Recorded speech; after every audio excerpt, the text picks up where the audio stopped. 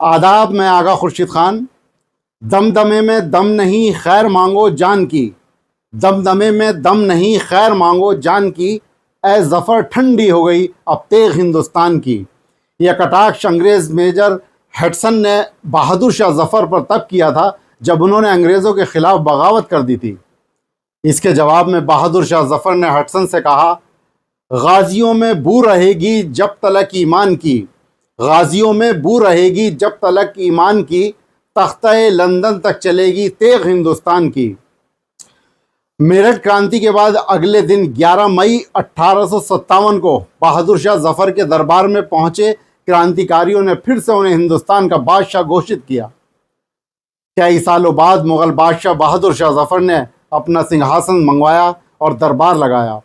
इसके बाद क्रांतिकारी पूरे दिल्ली में फैल गए, अंग्रेज़ों को ढूंढ ढूंढ कर कत्ल किया। बाकी ब्रिटिश दिल्ली छोड़कर भाग गए, लेकिन कुछ दिनों बाद ही अंग्रेज़ों की एक बड़ी बटालियन ने दिल्ली को घेर लिया। पूरी दिल्ली में कत्लेआम शुरू कर दिया गया।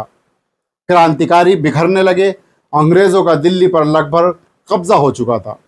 बहादुर शाह ज़फ़र निज़ामुद्दीन गए। उसके बाद हुमायूं मकबरे पर अंग्रेज़ों ने उन्हें गिरफ्तार कर लिया। उनके बेटों को भी पुराना किला के करीब गिरफ्तार कर खूनी दरवाज़ा ले जाया गया। अंग्रेज़ों ने उनके सभी बेटों का सर कलम कर सुबह नाश्ते में बादशाह के सामने पेश किया। तब उन्होंने अंग्रेज़ों को जवाब दिया कि हिंदुस्तान के बेटे देश के लिए सर कुर्बान कर अपने बाप के पास इसी अंदाज में आया करते हैं। 1857 के स्वतंत्रता संग्राम में नेतृत्व करने के बदले अंग्रेज़ों ने बहादुर शाह ज़फ़र पर जुल्म की सभी हदें पार कर दी थी। बादशाह की ज़बान खामोश हो चुकी थी, सिर्फ आंखों से आंसू बह रहे थे। मुग़ल सल्तनत के एक एक सदस्य ने अंग्रेज़ों से लड़ते हुए अपना सब कुछ कुर्बान कर दिया, जान, माल, दौलत, शोहरत, सब कुछ। आज उसी बहादुर शाह ज़फ़र की तस्वीर पर कालिक पोती गई। कालिक पोतने वाले लोग अंग्रेज़ी ब्रीड के रहे होंगे। अंग्रेज़ों के ख़िलाफ़ 1857 के प्रथम स्वतंत्रता संग्राम के नायक आखिरी मुग़ल बादशाह बहादुर शाह ज़फ़र की तस्वीर पर गाज़ियाबाद में कालिक पोत रहे इन नमूनों का शायद पता नहीं कि इस अजीम शख्सियत ने इस मुल्क को आज़ादी दिलाने के लिए अपना सब कुछ न्यौछावर कर दिया था।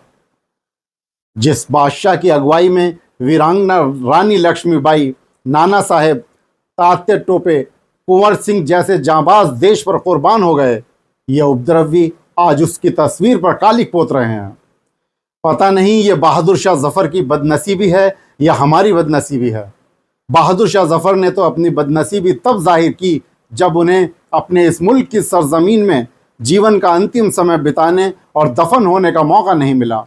जिस मुल्क को बेपनाह मोहब्बत करते थे, जिसकी मिट्टी में वे पैदा हुए थे, बचपन बिताए, खेले कूदे, जिस मिट्टी से उन्होंने गढ़ा उससे उन्हें जीवन मिला, जिस मुल्क के लिए उन्होंने अपने बेटों और पोतों की कुर्बानी दी, जिस मुल्क को प्यार करने के चलते उन्हें देश बदर किया गया, उन्हें गुमनाम तरीके से दफन कर दिया गया है ताकि किसी को उनका नामो निशान ना मिले। बहादुर शाह ज़फ़र के चेहरे पर वो लोग कालिक पोत रहे हैं जिन्होंने मुल्क के लिए एक बूंद भी अपना रक्त नहीं दिया, मुल्क की आज़ादी के लिए कोई भी कुर्बानी नहीं दी। वे आज मुल्क के लिए खुद अपने बेटों को और अपने पोतों को कुर्बान करने वाले बहादुर शाह ज़फ़र के चेहरे पर कालिक पोत रहे हैं। बस आखिर में मैं यही कह सकता हूँ कि मुल्क के लोग व्हाट्सएप यूनिवर्सिटी से नहीं बल्कि किताबों से वास्ता बनाएं ताकि सही इतिहास से रूबरू हो सकें। शुक्रिया।